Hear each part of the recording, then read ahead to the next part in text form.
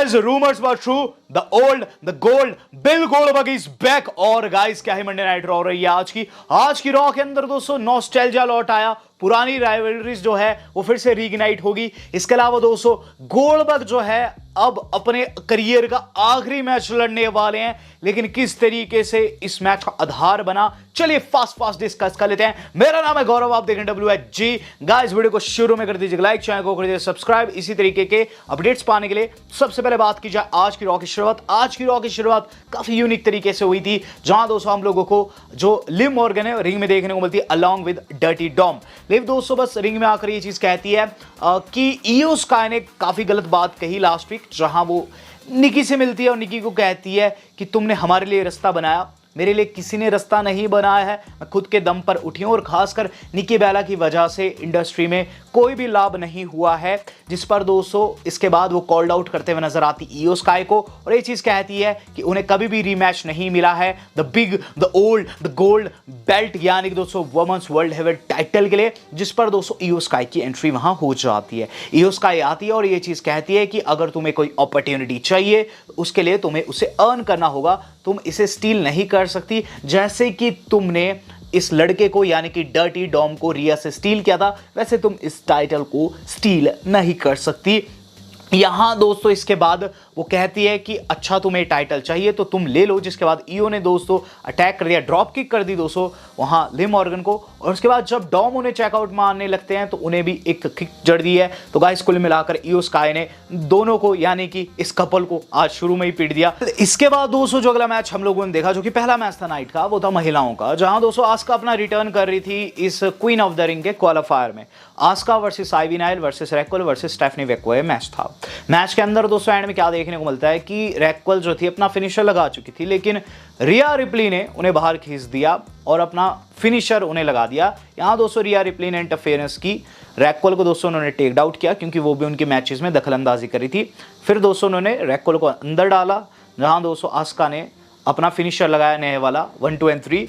यहाँ दोस्तों आस्का जो है लिटरली एक हिप अटैक से जीत गई thanks to Rhea bloody Ripley. उसके बाद दोस्तों आस्का कहती है कि nobody is ready for Asuka, जो उनका कैच फ्रेज रहता है। Fact of the matter is this कि आस्का दोस्तों यहाँ क्वालिफाई कर चुकी है आगे queen of the ring tournament में। हम लोग देख रहे हैं दोस्तों द न्यू डे को। द न्यू डे दोस्तों वहाँ प्रोमो कट कर रहा है। द न्यू डे दोस्तों बात कर रहा है कि कोई भी टीम उनके लेवल की नहीं है, वो देना तो चाहते हैं मैच, लेकिन कोई भी टीम क्रेडिबल नहीं है जो उन्हें फेस कर पाए। उन्होंने बहुत सी टीम्स के नाम लिए। Fact of the matter is this, यहाँ द न्यू डे ने साफ साफ कह दिया कि वो इसलिए मैच नहीं दे रहे क्योंकि कोई भी टीम उनके लेवल की नहीं है। हम लोग देख रहे हैं दोस्तों अब फिन बैलर को, जो कि कहीं ना कहीं जजमेंट डे को कंट्रोल करने की कोशिश कर रहे हैं और सारे लोग उनकी बात भी सुन रहे। एक जगह पर डॉम डिसएग्री करते हैं जब वो बात करते हैं कि जेडी के साथ नहीं जाएंगे कॉर्नर पर, लेकिन उसके बाद वो मान जाते हैं। अब जो अगला सेगमेंट था गाइज, वो आज की नाइट की हाईलाइट रील था। ये जो सेगमेंट था ये था दोस्तों हमारे अपने गुंथर का। गंथर दोस्तों यहाँ आते हैं रिंग के अंदर, जिन्हें काफ़ी अच्छा ओवेशन मिलता है। ऑब्वियसली ब्रांड न्यू चैंपियन वो बन चुके हैं। यहाँ मंडे नाइट रॉ में दोस्तों वर्ल्ड हेवीवेट टाइटल उनके कंधे पर है। तो आते हैं और कहते हैं कि at WrestleMania Jey Uso was better man, यानी कि जेओसो रेसलमेनिया में मुझसे बढ़िया था, लेकिन ये सिर्फ एक नाइट के लिए था बिकॉज आई एम अनटचेबल, जिस पर दोस्तों गोल्डबर्ग की चैन लगती है। और उसके बाद दोस्तों वो कहते हैं कि ये शख्स तो बिल्कुल भी नहीं आने वाला है। मैंने बहुत सी स्टोरीज सुनी है मेरे रिगार्डिंग, बहुत से रूमर सुने हैं और गोल्डबर्ग उनमें से बिल्कुल भी नहीं है। आगे वो कहते हैं कि उस शख्स की उन्होंने फैमिली के सामने उसकी बेइज्जती कर दी थी। गोल्डबर्ग की बेइज्जती ऑलरेडी कर चुके हैं, तो ऐसे में उन्हें डिस्कस नहीं करेंगे। सैथ रॉलिंस का नाम लेते हैं। वो कहते हैं कि सैथ रॉलिंस कह रहा है कि वो कैश इन करेगा मुझ पे। Guess what Seth, there is no chance कि तुम मेरे ऊपर कैश इन कर पाओ, एंड मैं ये चीज़ तुम्हारे लिए बिल्कुल भी ईजी नहीं करने वाला हूँ। आगे कुछ क्या बात है कि थीम सॉन्ग प्ले हो गया गोल्डबर्ग का। यस गाइस, गोल्डबर्ग वहां आ जाते हैं और गोल्डबर्ग को देखते सार ऑडियंस दोस्तों उनका जो थीम रहता है वो गाने लगती है। गोल्डबर्ग रिंग के अंदर आते हैं और सबसे पहले लोगों का धन्यवाद करते हैं। यहाँ दोस्तों गोल्डबर्ग कहते हैं don't be confused Gunther, it's all good, यानी कंफ्यूज होने की कोई बात नहीं है, मैं कुछ भी ऊपर नीचे नहीं करने वाला। टुनाइट इज योर नाइट, आज तुम्हारी नाइट और तुम सेलिब्रेट कर सकते हो। कॉन्ग्रेचुलेशन, बस मैं यही कहने आ रखा हूँ। गंथर के चेहरे पर बड़ी वाली मुस्कुराहट आ जाती है। इसके बाद गोल्डबर्ग कहते हैं कि कॉन्ग्रेचुलेशन के साथ साथ मैं एक तुझे नोट भी डालने आ रखा हूँ, और ये जो नोट है ये है कि जाने से पहले कुछ एक चीज़ें क्लियर करना चाहूँगा। कुछ टाइम पहले तैने मुझे अटलांटा जॉर्जिया में मेरी फैमिली के सामने नीचा दिखाने की कोशिश की थी। गैस वॉट, अटलांटा जॉर्जिया में ही मैं अब इस किस्से को जिसे तूने स्टार्ट किया था मैं ख़त्म करूँगा।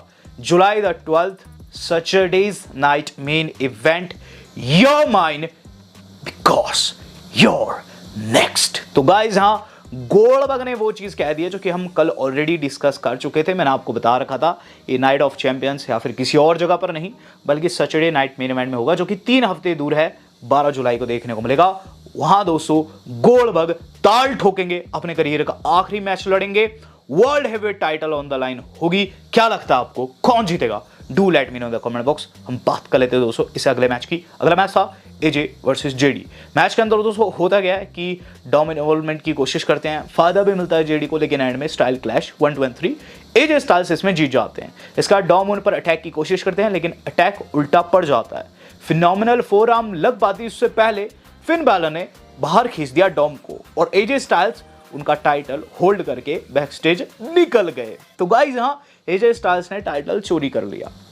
हम लोग देख रहे हैं दोस्तों अब बैकस्टेज शेमस एंड तोजावा का सेगमेंट। तोजावा कहते हैं मेरे लिए रूसेफ की तोड़ो।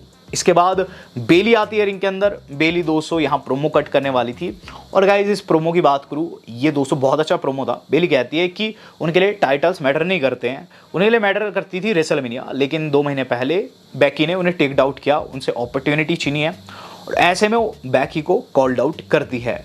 बैकी आती है और ये चीज़ कहती है कि उन्हें कुछ भी याद नहीं है इसके रिगार्डिंग।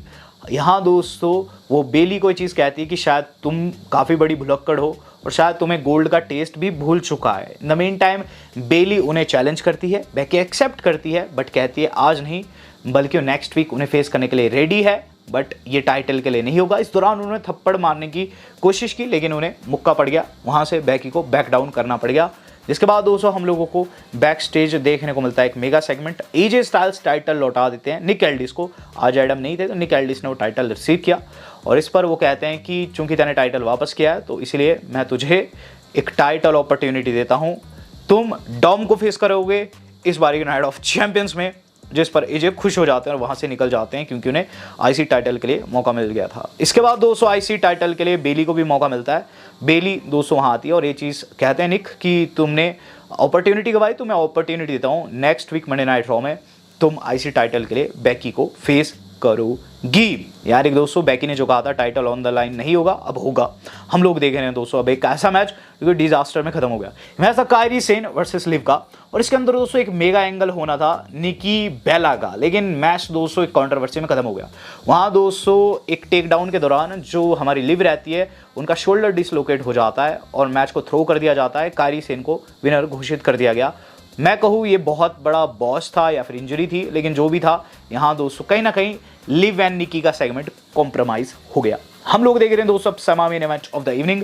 सेमी ज़ेन का दोस्तों इंटरव्यू हो रहा है बैक स्टेज और वो बता रहे हैं कैसे वो किंग ऑफ द रिंग जीतेंगे।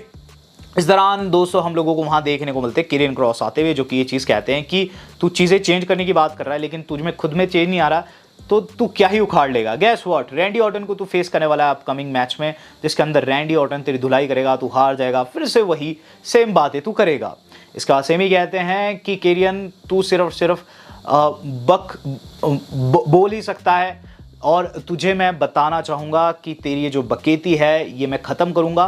King of the ring tournament के ख़त्म होने के बाद मैं सीधे एडम पेयर्स के बाद जाने वाला हूँ और तेरा और मेरा मैच फिर होगा। फिर पता चलेगा कि तू जुबान से कितना स्ट्रॉन्ग है और हाथ से कितना स्ट्रॉन्ग है। हम लोग देख रहे हैं दोस्तों main match of the evening and ये था जे वर्सेस शेमस वर्सेस हमारे रूसेफ एंड रीड का मैच, जो कि guys king of the ring का क्वालिफायर था।